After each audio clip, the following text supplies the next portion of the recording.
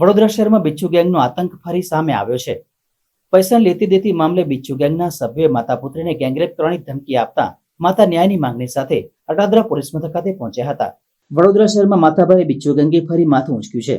વડોદરા શહેરના એક પરિવારની માતાને ધાક ધમકી આપવામાં આવી છે। આ પરિવારને પાડોશી યુવકને ડ્રગ્સ કેસમાં છોડાવવા કરેલી મદદ ભારે પડી છે।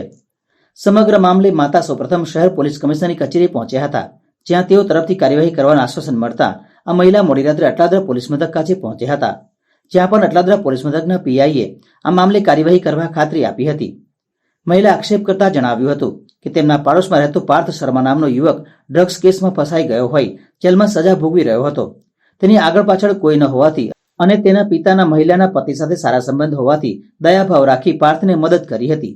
જોકે આ સમગ્ર મામલે બિચ્છુ ગેંગે આ બદલ રૂપિયાની માંગણી કરતા તેઓ અગાઉ માંગ્યા મુજબના રૂપિયાની ચૂકવણી કરી દીધી હતી।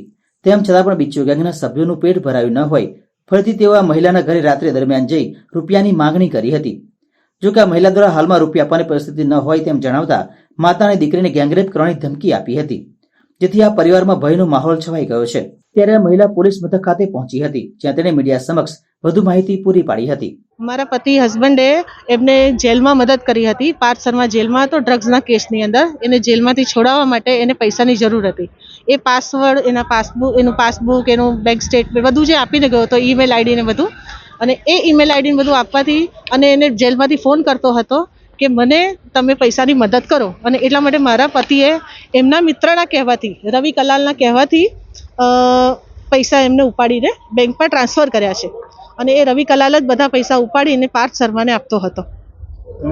પાર્થ શર્મા શું કરે છે? તમે કેવી રીતે એમના સંપર્કમાં? પાર્થ શર્મા મારા પડોશી છે।